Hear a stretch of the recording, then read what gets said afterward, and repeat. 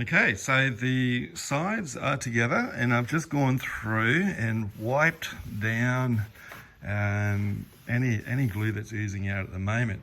Now, some of you may not realise or may have forgotten that you don't need to sand. See, I've got the pencil mark here, I've got bottom, so that's just helped me. I've got 1, 1, and I showed you the other numbering there. But if you've got a wet cloth, like I have, all you have to do is just rub on that pencil mark and it actually comes off. So just keep that in mind for future.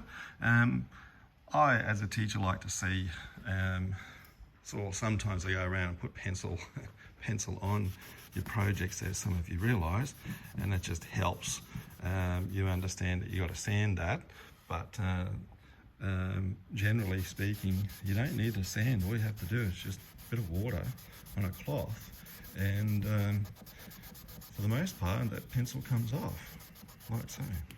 Okay.